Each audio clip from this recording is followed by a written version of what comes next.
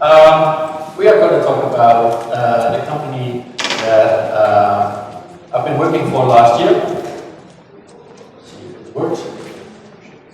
But first, we got the slide of the sponsors. Thank you very much for sponsoring this event. Let me introduce myself. My name is Bosma. I'm from the Netherlands. So I was hired by Alef Education last year. Alef is a tech ed company. They provide an e-learning platform for primary schools. Noor will tell us all about that in a minute.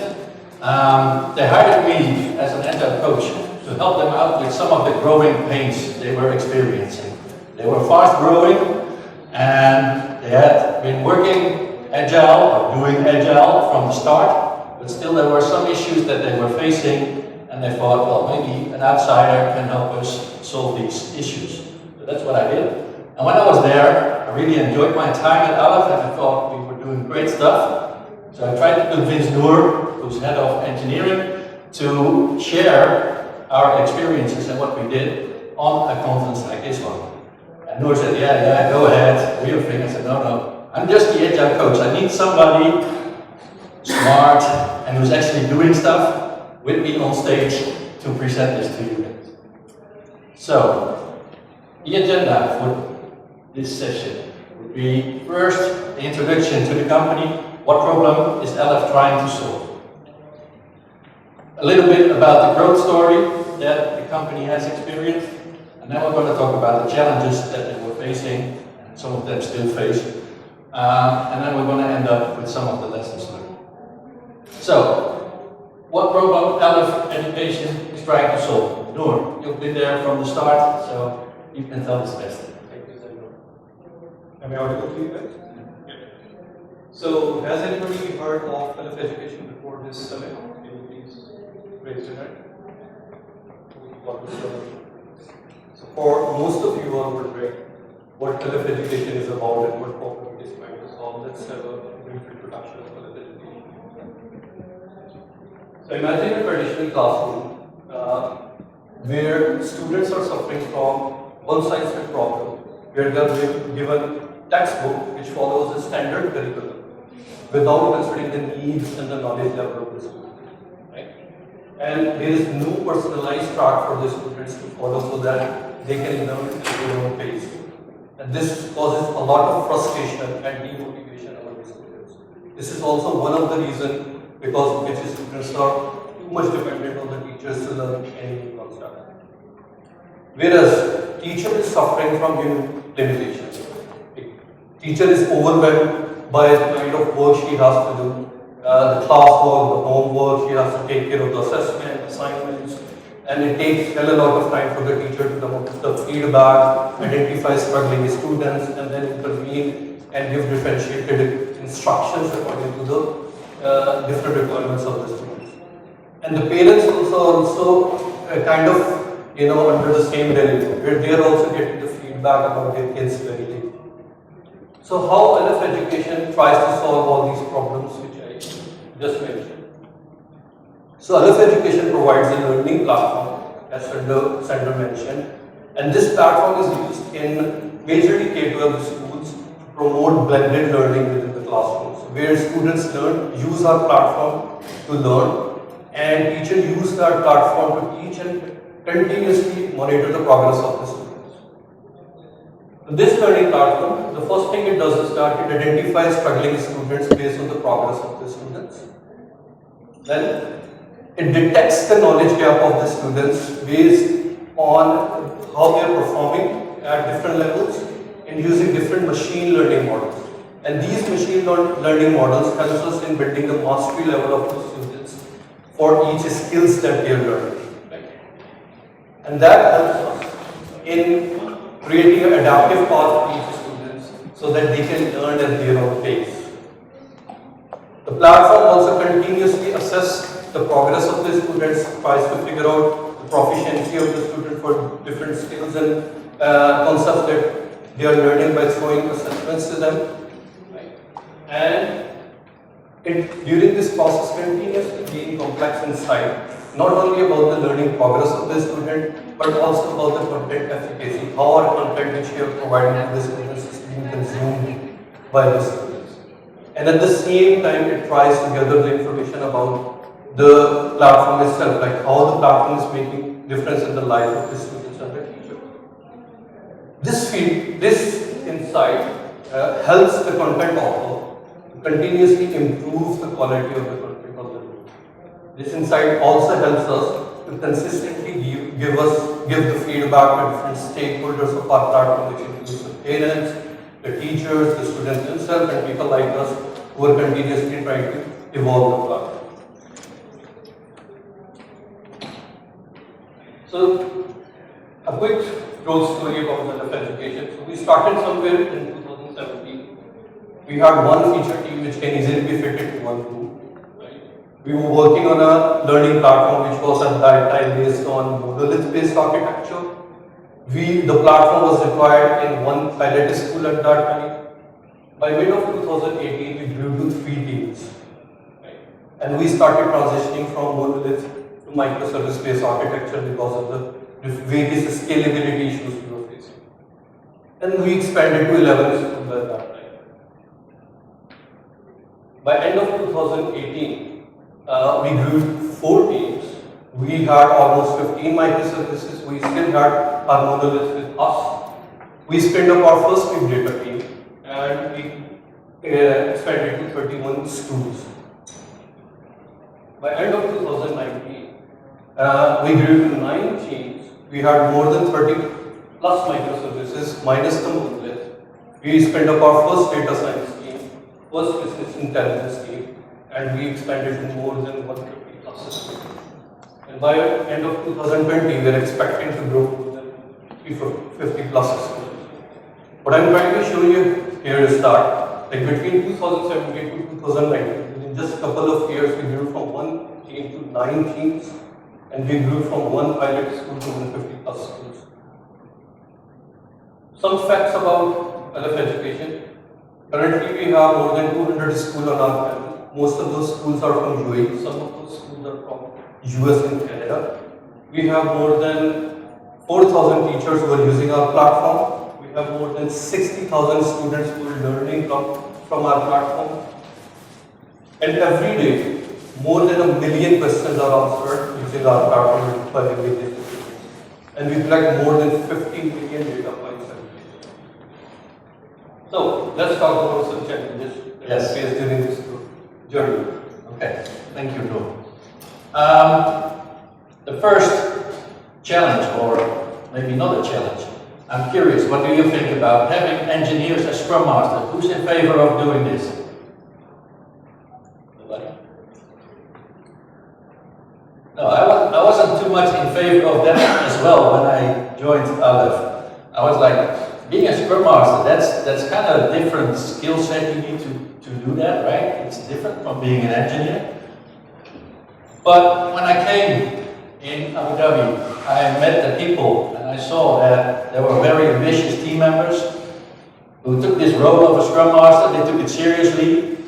They wanted to take the ownership, they take the responsibility.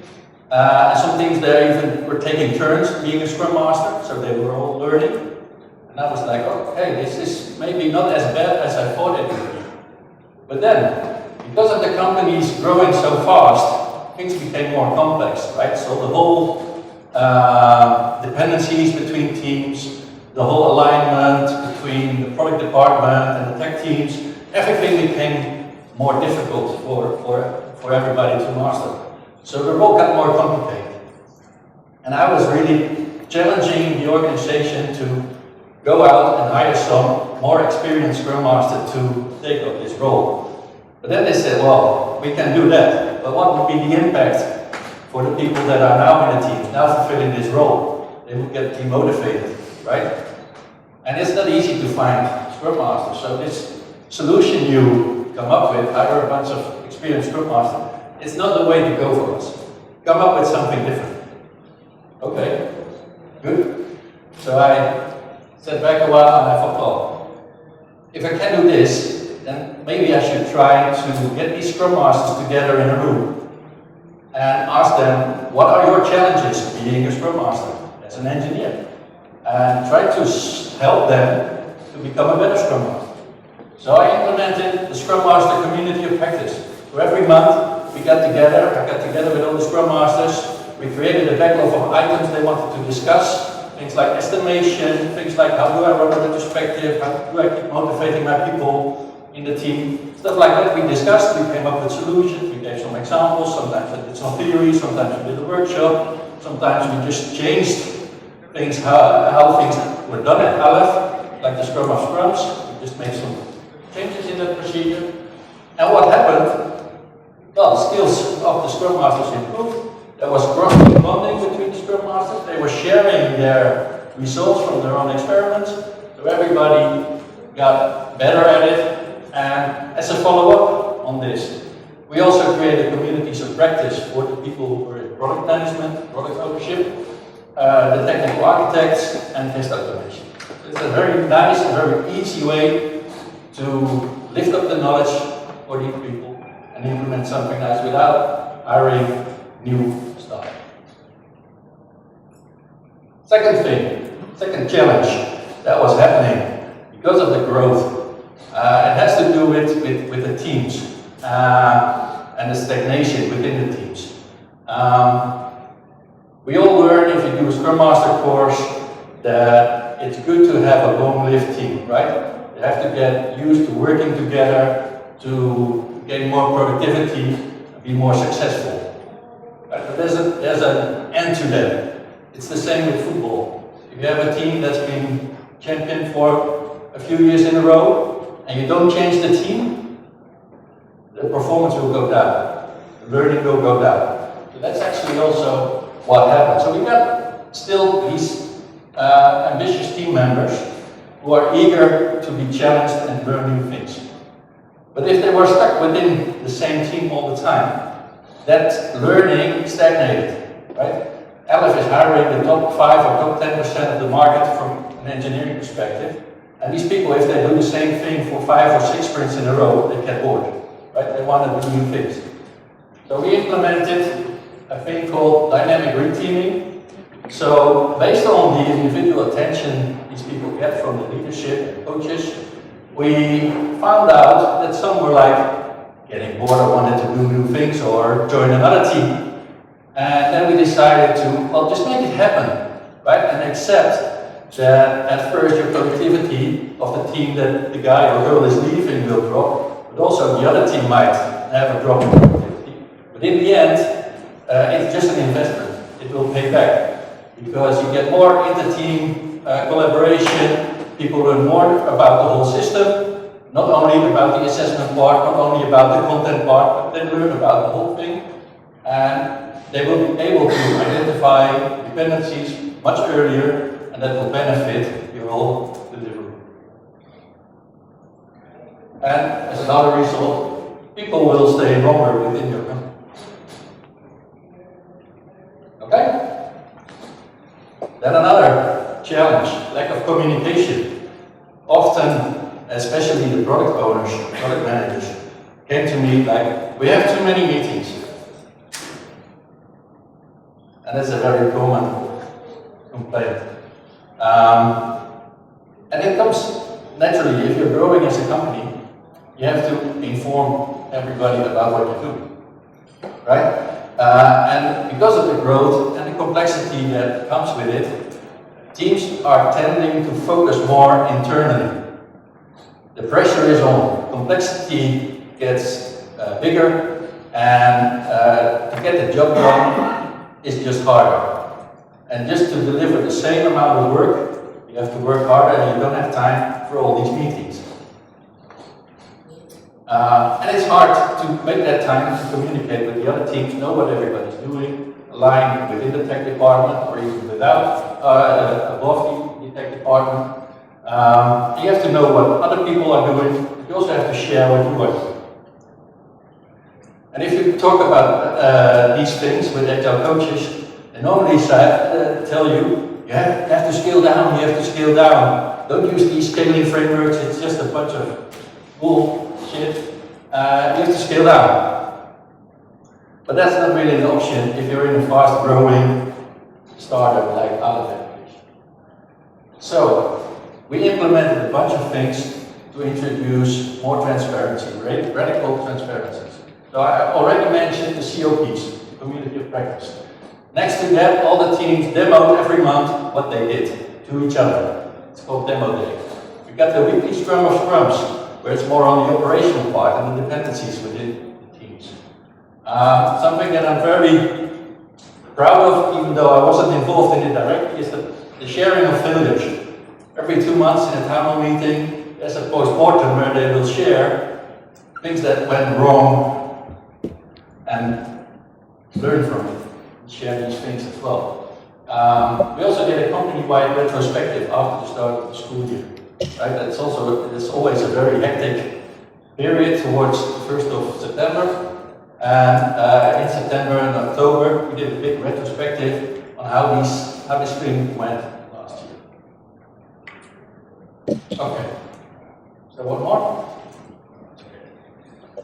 This is just a graph to emphasize that the amount of time you spend on communication is growing exponentially when your size of your company is growing, right? So I had to convince everybody that it's okay to have these meetings. It's just part of your growing. Okay. Next challenge that we were facing had to do with continuous delivery. So the teams were not actually creating a done increment. They were delivering their stuff to what I call the system team. And the system team, they did the integration of the other teams, some of the testing, integration testing, and the releasing into production. But the number of teams kept on growing, and integration and releasing started to take up more time than the 2-week sprint that they actually had, right? So it's like a funnel. You got all these teams developing stuff, and you got this integration team trying to combine everything together and get it out the door. And the amount of teams was growing, so this integration team got overheated. And they were not able to get it out before the start of the next sprint. So what happened then? There was already new code piling up in front of this integration team, and it got worse and worse. So what we want to do is extend the definition of done of all these teams to include releasing to production. But before you can go there, you need to take some intermediate steps, right? So what we started doing was automate the integration tests, so it would run faster, right? We invested heavily in the CI/CD pipeline, get these tools in place, automate everything. Get environments up and running with the switch of the button, or even better, program it in your code. More focus on test automation in all the teams. So they had to learn. So that's where the community of practice came into place again. And then, when you have this investments done, you can shift back and push the activities from the system team to the development teams. So they extend their definition of done, and the job for the integration team gets easier.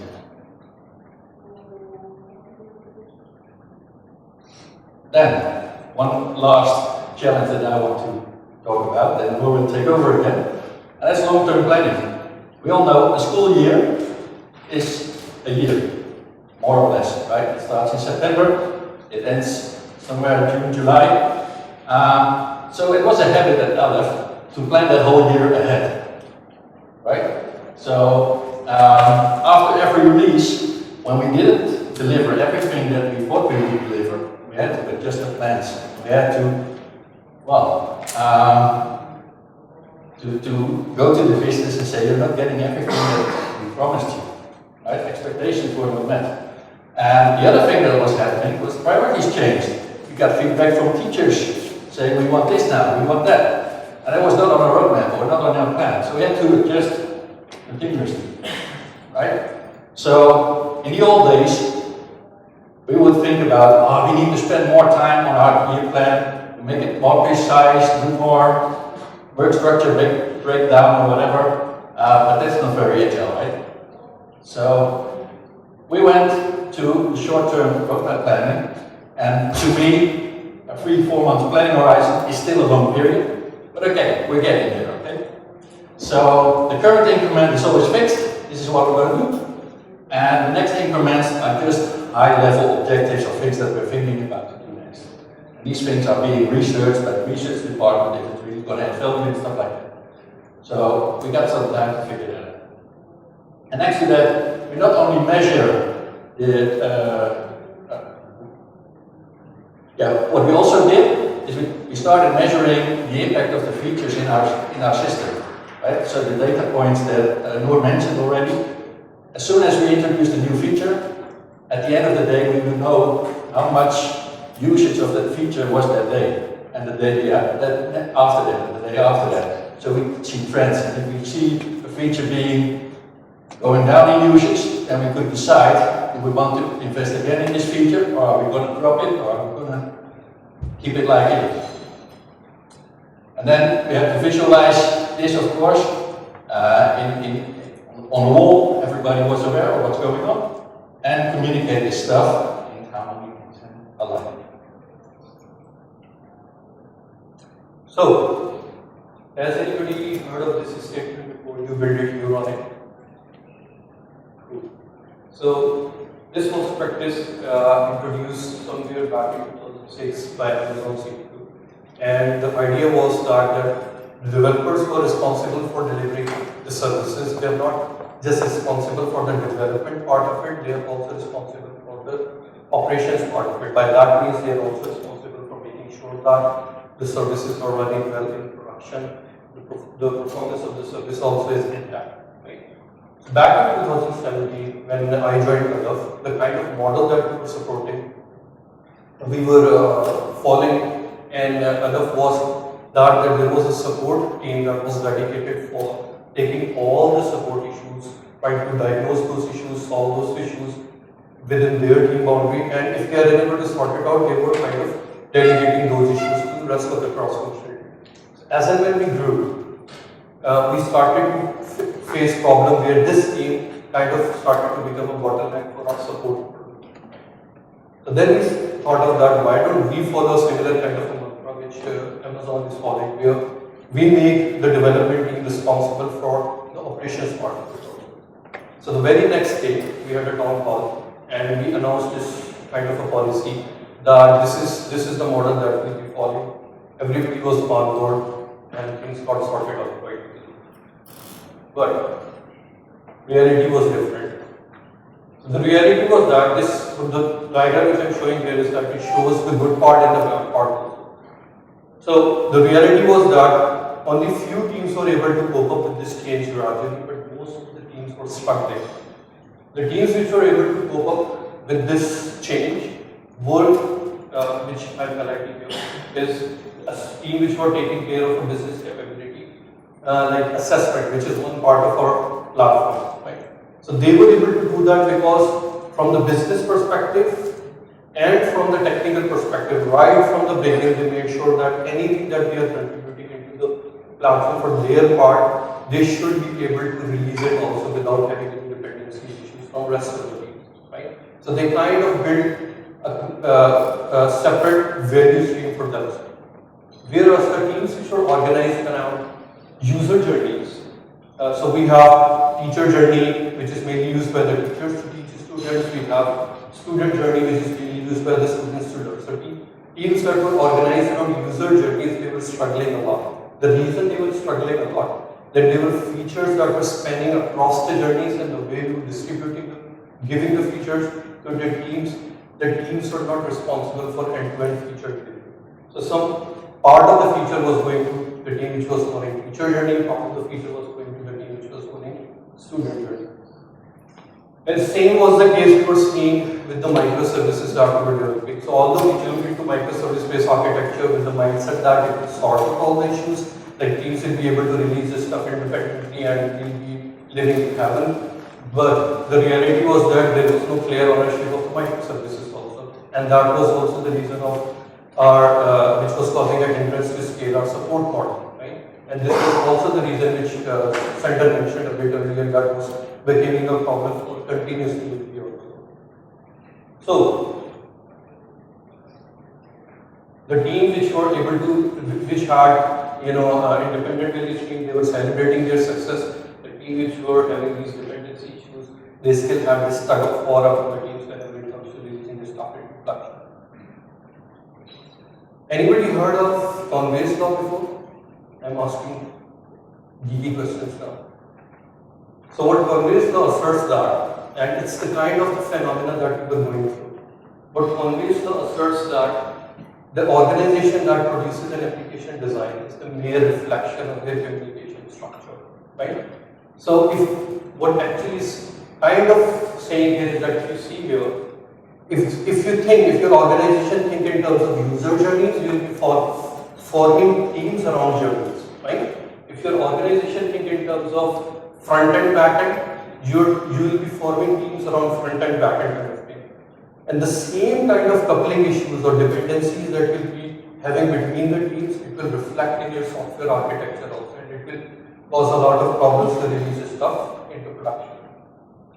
So whereas inverse Conway maneuver, it recommends that instead of getting influenced by the communication structure of your organization and forming your teams according to that, what you should do is that you should maneuver your organization structure according to your desired architecture. What it means that you have to bring isomorphism between the business capability your teams are delivering, the way your teams are structured, and your software design. Right? And that will bring the agility that we are expecting. So it's kind of recommending something that each team should be responsible for the whole feature end to end. Make sense? There are a couple of books from which I learned a lot and goes into a lot of details, problems which I was mentioning. And I would really recommend you guys to also go through these books. The first book is written by Nick Kuhn and Scott Milling, and it talks about delivering continuous business value through organization alignment. And it's kind of suggesting a similar model which it calls vertically sliced product team, where each team is organized around the business capability and is responsible for any component that is involved in the business capability that they are supposed to do. The book also emphasizes on the point that if you align your team boundaries well, then it maximizes your continuous delivery. So let alone the loosely coupled architecture is not enough. You have to make sure that your teams are also organized well, and together it will bring continuous delivery. The other book, which is an amazing book also, is probably published somewhere in 2019, and it's written by Matthew Skilton and Manu Pei, and it talks about team topologies, the kind of team topologies a healthy organization should have, the kind of interactions that your organization should expect, right, within the teams. And it also talks about how to define team boundaries, like where should you draw the line? Should you be making your team responsible for also, let's say, a cross-function team responsible for the infrastructure part also, because you may be running this stuff into production also, or you want the team to spin up a Kubernetes cluster or something like that. So that's where it suggests that when it comes to defining team boundaries, software boundaries, which you should always consider team first approach. And the second thing it suggests that you should always keep in mind the team cognitive load principle when you're deciding the boundaries. It suggests 4 topologies, which I'll go through quickly. Team topologies. The stream-aligned teams are kind of cross-functional teams which are focusing on a particular feature. Enabling teams are supporting teams which are enabling the cross-functional teams, right? Probably providing automation or something like that. Complicated subsystem teams are formed temporarily, right? They get the job done, build some complex system, and then you suspend the team and they go back to their own respective teams, right? Platform teams usually are taking care of the infrastructure part of the whole thing. So they usually are providing platform as a service kind of thing to the rest of the team, and somehow they act also as an enabling team. Now, after considering all these pains, frictions, and all these learnings, that's how we came up with Alef topology in our organization. So if you see here, each team is responsible for a particular domain, which is an inspiration from domain-driven design. You can refer to as business capability also. But the point here is that each team is not only responsible for the development, they are also part of the ideation phase case, they are also responsible for the quality assurance, they are also responsible for the operations. Basically DevOps also. But when I'm saying DevOps, that doesn't mean no ops. Right? We still have our platform team which take care of the infrastructure mainly and provide platform as a service to the cross-functional team, as I just mentioned in the previous slide also. So you can think of this team as infrastructure squad in Spotify model, which is an again enabling team for rest of the teams. The small cycles that you're seeing here are the different iterations each team takes to learn and change their course. The overall goal of this topology is to maximize again team topology and optimize the flow of change. So far I was talking about team autonomy, independence, but that doesn't mean I want complete isolation in your or silos in your organization. Those dependencies are inevitable. Right? At the end of the day, you are supposed to give a rich user experience to your customer based on the progressive capabilities that each team is building. So the challenge here is to strike the right balance. You cannot be completely independent and you cannot be completely dependent. Right? So a general rule of thumb which we follow in Alef Education is that 80% of the requirements you can Pareto principle or something like that. Also 80% of the requirement we try to make sure that should be fulfilled within the team boundary. Right? And there will be 20% of the requirement which may be cross-cutting requirements or requires multiple teams, but those should be always considered as an exception, but those are legitimate requirements. So exception should not become norms in your organization. So just to summarize overall discussion, just by following agile practices or rituals and all these things, you cannot achieve agility. Right? You have to really invest the way your business operation works, the way your teams are organized, and how your software architecture is aligned. Because all these three factors influence each other, and together these brings agility in your organization. So let's talk about the lessons that we learned. Yeah. All right. I will start. Observe before you act. Right. Keep an open mind. So like I was talking about these engineers as Scrum Masters, I was not too fond of it when I just came to Abu Dhabi, but in the end, it worked fine, right? We made it work, we educated the Scrum Masters, we introduced this community of practice, and it worked fine. And some have really risen to a level that I think, well, you're no longer an engineer, you're now a Scrum Master, but they don't believe that themselves. That's the first lesson, at least for me, that I've learned sort of like that. So the second one is principle over processes. So the idea here is that instead of overthinking about integrating multiple processes like agile, design thinking, lean, and coming up with a Frankenstein kind of a thing, focus on the principle, which is clearly stated in agile methodology. Like you continuously learn, change your course, improve, and all this stuff. So let the team experiment and come up with the optimal model by themselves, right? Not instead of imposing anything on them. Okay, well, that's two.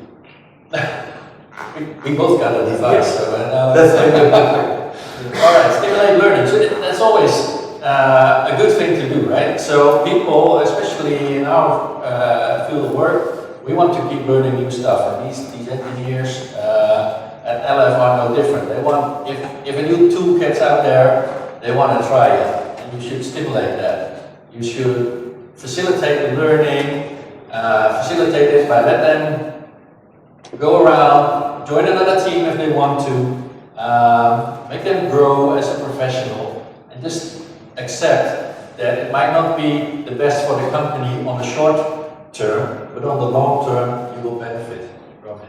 Right? There's this famous quote, some guy saying, yeah, what happens if we spend money on educating people and they leave the company? Yeah, what if you don't spend money on educating the people and they stay, right? That's the other part. All right. So the next one is give it time. So any change that you're introducing, don't expect that it will magically transform things right away. You have to be patient. It will take a lot of time to get to a level where you want to be. Right? You cannot be perfect right away. Okay, communicate early and often.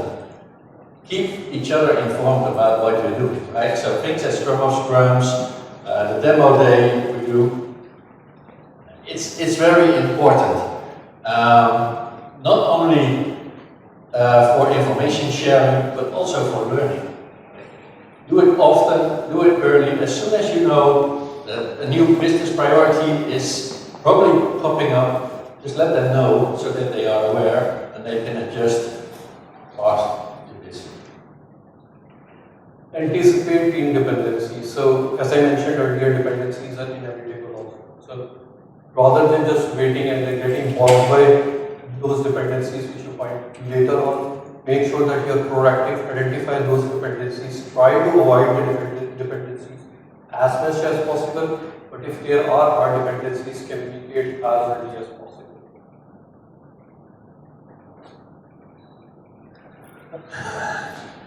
You should have made arrangements about this. Yeah. Okay.